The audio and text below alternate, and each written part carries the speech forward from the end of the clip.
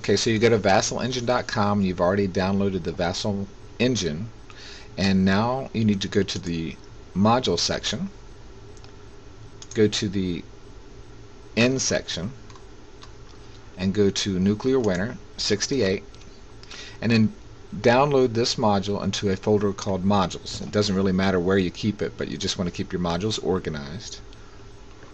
And then once you download it, you go to Vassal, and all this stuff to the left will be clear probably, and there'll be no games listed here.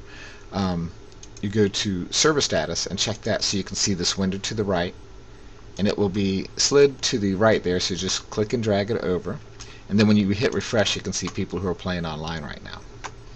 So I've already played the game once, so it shows up here, but you just go to File and Open Module, and then you open that Nuclear Winter module that you just downloaded. So I'm going to double click here, and when you open it for the first time it's going to ask you for a user ID and password. That user ID and password is only used to keep your moves seen from the other guy, so it doesn't really matter what user ID and what password that you use. And when it comes up, you're going to select Play Game Online, and then you'll be in the main chat room of the game. And it does take a second for it to load up here. So you'll select Game Online and then Finish, and that's sort of what it'll look like. So here's the room. So just type in room 1, and then if you want to join a room you just right click on it and join it, so you can join somebody else playing. And if somebody else is in a room and they've already got the same setup, you can right click on them and select Synchronize, and then your map will show exactly what they have. Then we're going to go to File and then New, and it'll basically load the board up for us on our screen. You can move these windows around to adjust. You can hit plus and minus to scroll in and scroll out. And your armies are located here. And you just click those and drag them to the board. Like that. You can stack units on top of each other.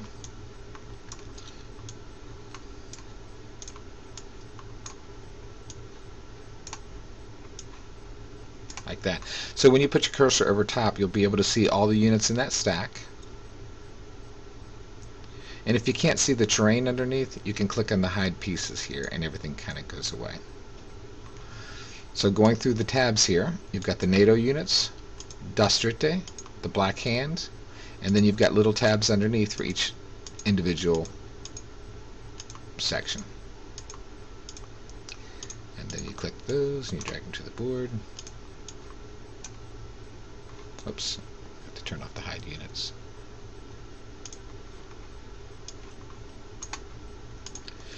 So if a unit's damaged during the game, you can right click on it,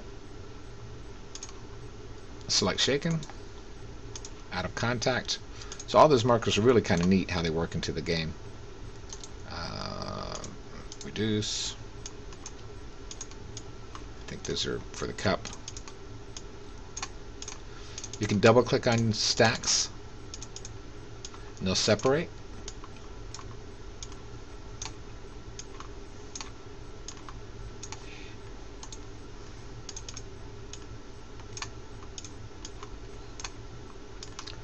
Like so.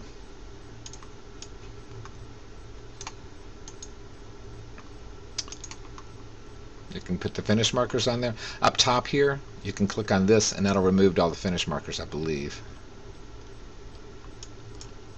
Thought it would. But we can figure that out as we go.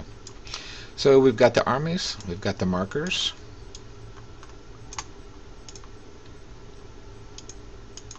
You just click through those. Off-board artillery attacks, terrain. Oops. The formation draw cup.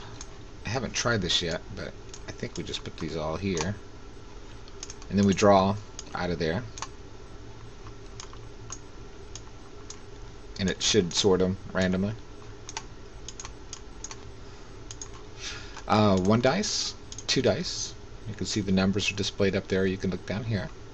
This is our chat window where we can talk, send information back and forth. Let's see. Talked about hide pieces, mini map. It's just a map that kind of zooms out so you can see the whole board. You can check line of sight between 2 units. By clicking on that, you'll see the units go dim so the opponent can't see where you're checking line of sight. And you just draw it center to center. It'll show the range here, and you'll see that line. You'll just trace it to see if it has any blocking of line of sight. And that's pretty much it for the whole module.